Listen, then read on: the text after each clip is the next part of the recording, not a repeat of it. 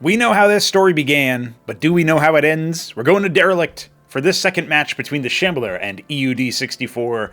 Let's see if our Terran player in the bottom left of the map can come back, or if the Shambler's Protoss, coming from the top right, is going to come from the top rope and just smash him to pieces. We'll find out on this episode of Daily Castovers for Cosmonarchy. You thought I was going to say Dragon Ball Z, didn't you? Pfft, I don't watch anime. Now, I will say that like I said earlier, I'm pretty pleased with the way that the Shambler has evolved as a player. You know, his Protoss initially felt like it was kind of, oh, let me just smash you with a bunch of gates. And eventually, you know, it turned into something a little bit more, I don't know, I would say there's some nuance to his play. There's some macro to his play, right? He's got quite the war cry. Eud, on the other hand, not going to be distracted by such typing shenanigans. I mean, it's always a good Shambler replay when there's typing immediately. And he will indeed go down with the Fulcrum first. If you're new to Cosmonarchy, then you'll be wondering, why do those probes look like that? And why does the pylon look like that? And holy moly, how are you harvesting Vespines straight from the source? And, you know, you should also be asking why the factory can be made without a barracks. And yes, I'm saying those names weirdly because those names don't exist anymore. But that's okay. That's all right, you know. To each their own. Some people think that it's weird that we renamed a bunch of units, and to them I say, you actually. Still a better game than Brood War. Oh! Got him. You know, it's actually kind of shocking to me how many people do believe that. Even people who have been really highly ranked in StarCraft 1 ladder, people who have been really highly ranked in StarCraft 2 ladder, sometimes find it favorable to StarCraft 2, or oftentimes do, I guess. I don't know, it's interesting. It's very interesting, right? So, you know, those are the kinds of testimonials that you hear, and you're like, okay, you know, that's a good thing to hear, because then that means that the people who are actually playing those games the most, and they would have the most of a sensation of, like, what those games are actually all about, they'd have some idea because they've got skin in the game or whatever. You know, that seems like it's pretty significant. Anyway, we've got Vultures coming out here. We've got Hierophants coming out on the other side. It's kind of an interesting adaptation from Shambler to go for Hierophant first. We saw that, obviously, Hapsea has gone for Lattice into Sims, and then the Sims block the early Vultures because the DPS of early Vultures needs to be pretty overwhelming versus Simulacra to prevent the splits. And the overall move from Hierophants as well kind of does the same thing. So, I don't know, it's interesting. It's interesting that the Hierophants here are the choice. And it makes sense. You want to stop those run-bys. Eud has gone for Quarry here. I think that was actually scouted by Shambler's Scribe before it was killed. That's something that I didn't really comment on, that Eud's Vulture Micro could have been a little bit better about trying to shut down that worker really fast. Now, he is going to be guarding the high ground, and for those who don't know, on Cosmonarchy, you get +2 weapon range when firing down a cliff. So units coming in here, I mean, normally, right, we can see the range preview. It's actually +2 beyond that, right? So it's like, you know, beyond the lobotomy mine here. And this is indeed a lobotomy mine and not a spider mine. It will stun units that enter into it. So what we should end up seeing here is this Legionnaire is going to trigger a mine and then just get shut down from afar. Unless he goes up at the top. You know, the Vultures do need to kind of like move over here and protect their flock of mines, because otherwise he's just going to clear out all the mines with one unit, right? Because it doesn't do damage anymore, it just stuns. So another little bit of a late reaction there for Eud, but he's still able to slap him down. And since the scouting was that the Vultures were still at home and that there was some mines on the field, and he scouts to confirm that there's no expansion coming, I do like these anti-drop mines. That's pretty nice. The other thing, though, is that Shambler can then pretty comfortably expand himself. He's gone for a lot of Hierophants, so this is 200 gas of commitment here, and then he's gone for the Legionnaires after the fact. Legionnaires being a mineral-only unit that you can make fairly quickly. As another reminder, this is all on the release version of the game. Those who follow the game a bit more closely will be familiar with the fact that we have two different game builds, if you will. We've got a game build for tournaments, and then we've got a game build for testing new features. So that's pretty cool. We also test some balance changes and stuff before it goes live to the next tournament, right? Embassy coming to follow up the Shambler's build. So when you build an embassy, you're kind of signaling that you want a little bit of macro, but you also want the info. The embassy gives you the witness, the new observer. Nothing really super new about it, but it does move a little bit differently. all the upgrades get integrated into the units instead of being upgrades by themselves, right? The actual act of researching or upgrading something is no longer in the game, and instead you have mines from the get-go. You have the Vulture's stats like speed from the get-go, Goliath weapon range from the get-go, right? Like all of that stuff is just there. And so they are no longer something that you have to get separately, which means you always know how powerful your unit is going to be. And the only thing that can attenuate it is unit behaviors like, defensive matrix, increasing statistical strength for durability or whatever, right? Stuff like that. So Vultures were thinking about sharking forward. Obviously, the stun effect of the lobotomy mine can still be quite debilitating on your own units, so you don't really want to stand on top of your own mines if you can help it, versus a metric crap ton of melee, as is going to be the case here in a moment for Shambler. Although he's only now adding a third gateway, so his unit production is actually a little bit low.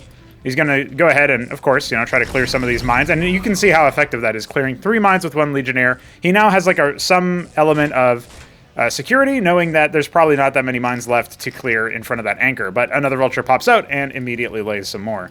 So we do have a couple of Vultures here that have some more mines. Maybe there's only just 1. Yeah, I see 2 so far. So, he's got 4 more mines that he can place, and he does have 2 Goliaths to staff that anchor with, because you can put mech units in the anchor now. Or the bunker, right? It's called an anchor because it can lift off and land. Anchors away, bro. Raise and lower the anchor. Come on, man. Don't you want to be a pirate? I said that on Hubseya's stream, and I'll never forget his reaction. It was really good. Witness going to pop in here, but there's already a star pad with the Anseal nearly complete, so the timing here is pretty nice. Shambler also not being on the ball with moving it across immediately, so he doesn't get too much info. He's actually not even panned over to his enemy's base just yet. So if that Anseal pops out, reveals the Witness, and then the Goliath clears it up or whatever super quick, all of a sudden you basically don't have any scouting info. But it looks like it was just cloaked enough that it wasn't actually spotted against the backdrop here. Of course, it will fly into its untimely demise almost immediately, but that is the wanton life of the Witness. It almost always ends up doing that. I feel like, as a general note, a lot of Protoss players seem to be a little bit weak at using the Witnesses to their utmost capabilities. Like, I get you want to fly over into enemy territory. When you see the star pad, you might be a little bit worried that the Anseal is coming, and then maybe have to sort of poke around at the edges a little bit. But you can see him clearing out some of these lobotomy mines real quick, nice and easy, no big deal. Just to stop himself from getting shellacked by his own mines, which is a pretty normal thing to do in Terran play. Eud's opponent, the Shambler, going for that expansion pretty soon here. So he'll be up to a 3rd base.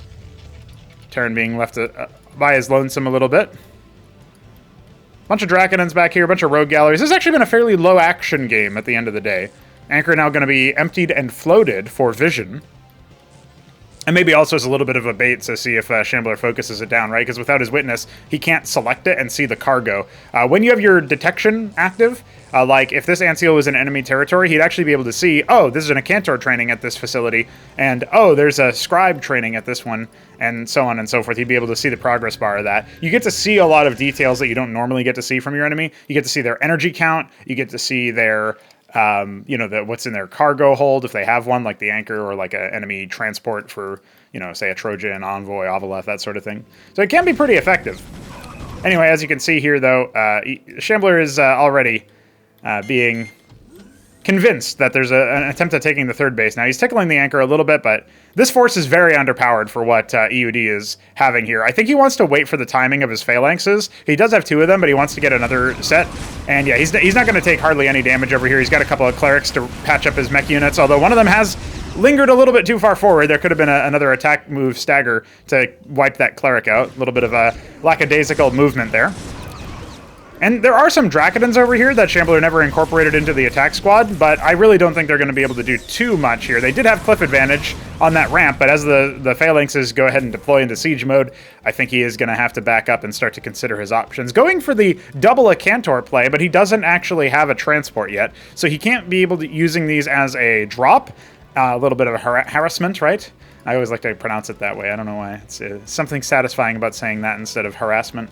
But regardless, sharking towards the 12 o'clock position here, and I think EUD is just going to try to step on Shambler's third base. This is one of the few Terran matches that we have seen where one of the players hasn't gone for like that Watchdog scout, but here's a bit of an awkward position where most of the army is a little bit away from where Shambler is engaging on. His Vagrants are going to act as pretty good front line because they have that double life mechanic where after they die, they get reincarnated and have timed life. So the reinforcements have been completely sort of bisected here, and EUD is starting to hemorrhage a bunch of units. He's got 3 more phalanxes left in action.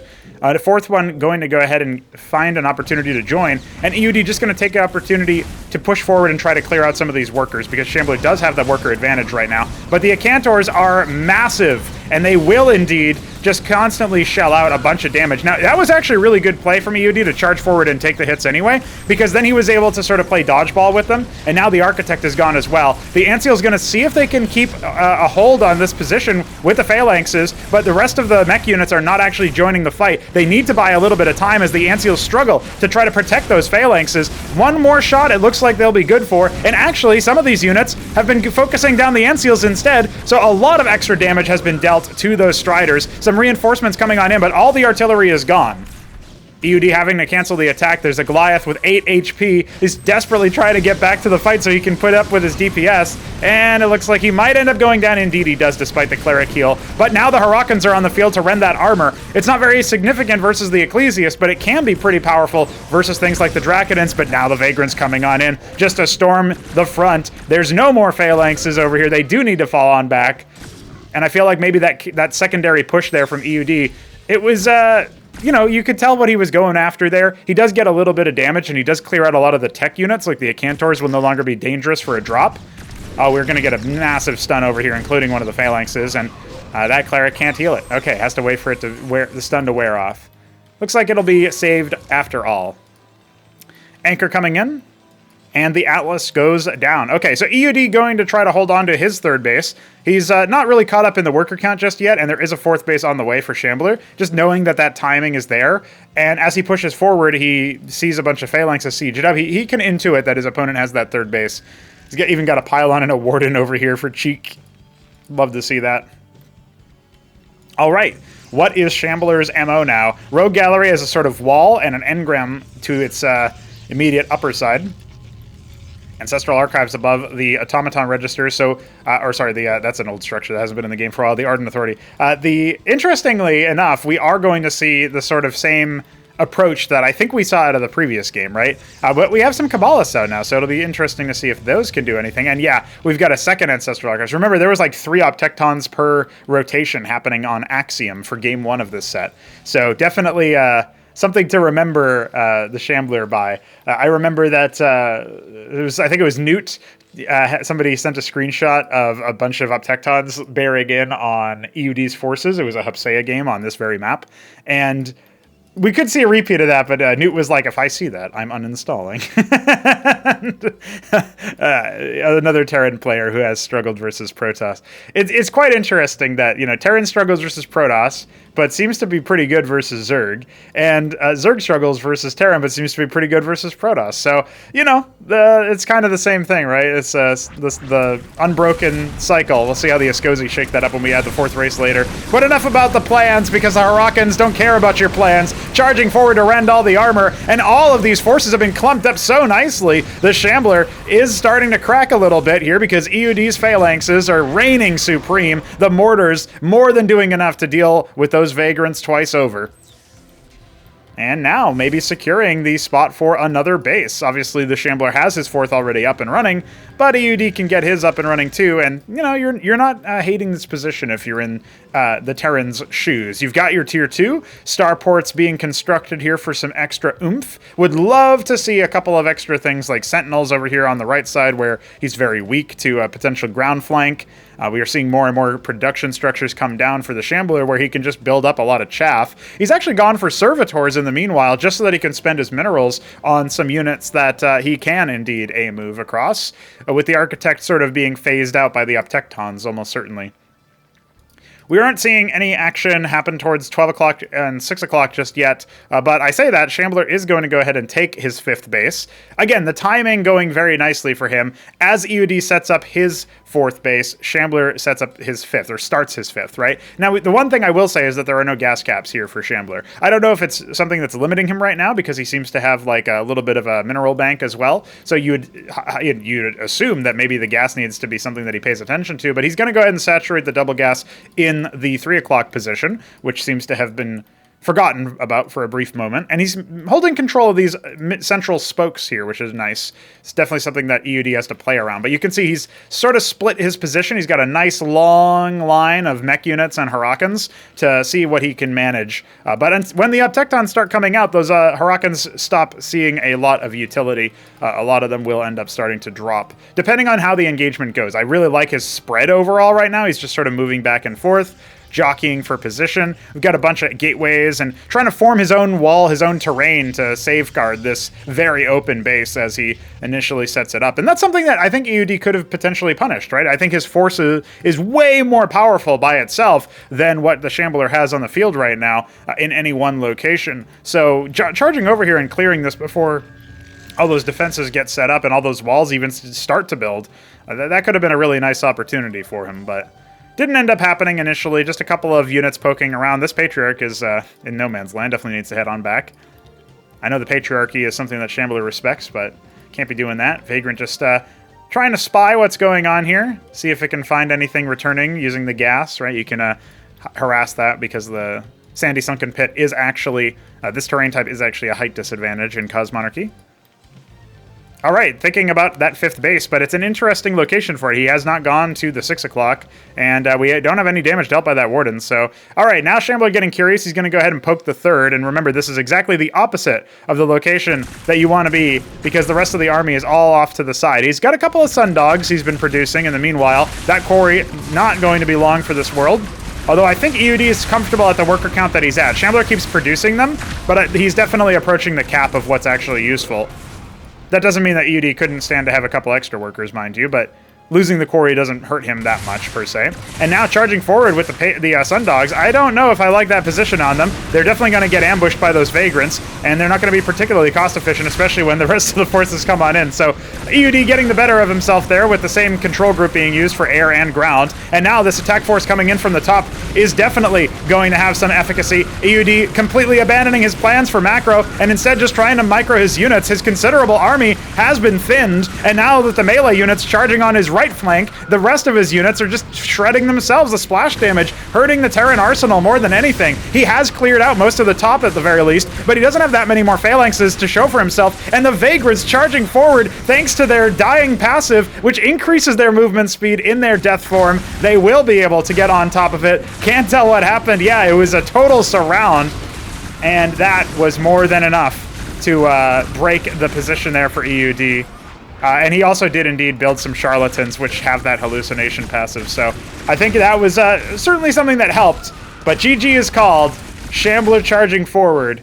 And I gotta say, the only tier 2 usage from EUD that I saw there, maybe there was some madcaps mixed in. I didn't catch if there were any captaincies being placed. Oh no, you know what? I saw an apostle in the production tab. So there was definitely at least one captaincy on the field somewhere. But I think his tier 2 usage wasn't so good. He built it, he made a couple starports, but he only really had the Sun Dogs, and they didn't end up sniping any high valuable units, right? High value units, tech units that Shambler was trying to rely on for that fight. You could tell that he was maybe thinking about amassing, say, 8 to 12 of them so that he could then take on the inevitable Optectons, and then his Hurricanes would still have value in the rest of the fight. But he could have gotten some incidental value as well. I think what he was struggling with is the ability to like pinch off a couple of his forces and see if he could harass some of these bases going down. If he had kept it at 4 base versus 4 base, he was capping his guys as Shambler wasn't, at least not until maybe later in the game after we had looked at his base. And so I felt like that could have maybe swung it if he had been able to shut down that 12 o'clock, but he wasn't able to stymie the Protoss growth, and that's how Shambler scores a 2-0 in the map set. We do have more between these two eventually to cast, including a game where I'm told EUD performs better. I don't know if it's a victory or not for for him, but he was saying that he had a special replay for me and sent me. This is some time ago now. We'll see how that one goes. But meanwhile, besides all of that, we of course have more games coming from a different crowd of people here and then, because we do have a lot of people playing Cosmonarchy these days. So if you want to count yourself among those names, join our Discord server. And of course, if you like what you're seeing, stay subscribed, tune in every day for more videos, maybe toss us some money on the coffee page to fund further developments, and we'll see you next time. GG's.